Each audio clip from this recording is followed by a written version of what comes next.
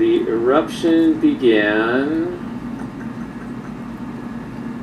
at, well, obviously overnight. Okay, so local time, it started at 7:57, so just before 8 a.m. local time in Iceland. You can work out what that would be for you. So for me, here on Mountain Standard Time, that would have been 1 a.m. my time.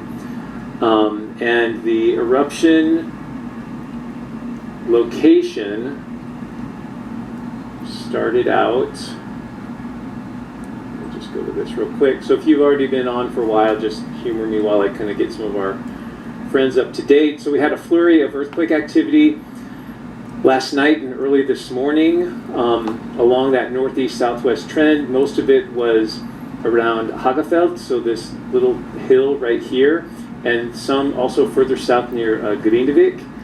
That activity intensified. This is a seismic activity from 2:30 in the morning to 6:30, and so you can see those earthquakes, the swarms. I think the biggest one was around a 3.5 or so. So bigger quakes than we've seen in the past. The seismic or the hazard map was updated because they were seeing earthquakes closer into town, and that all reached a head and culminated in an eruption, again, that began around 8 a.m. Along this red line right here. So again, the town is just south of the map. This is the big hill, Thorbjorn. I know I pronounced that wrong, sorry. The Blue Lagoon and the power plant are up here, and they're partly enclosed by the berms, which are shown in orange. Hagafeld is this hill right here. And so we had this eruption open up along this fissure. Unfortunately, part of the fissure was south of the berm, or the wall that they had built up around Grindavik. A second fissure, and so here's some pictures real quick, out the helicopter of the fissures just probably a few minutes or so after they got going. But then we had a second one open up. So we had this long fissure here. Here's the houses in the town. But a second fissure opened up much further down the trend here.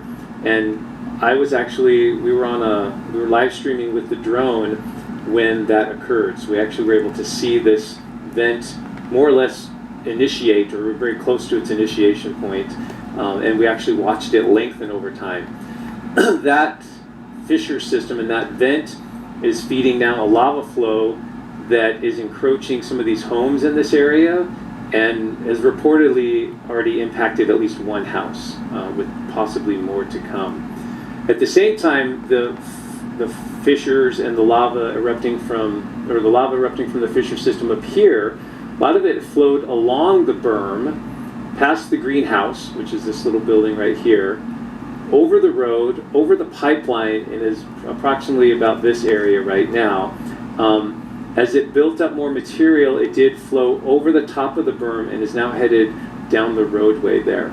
And so I can show you that when we get back to the live cam here in a second. So that's sort of where we're at.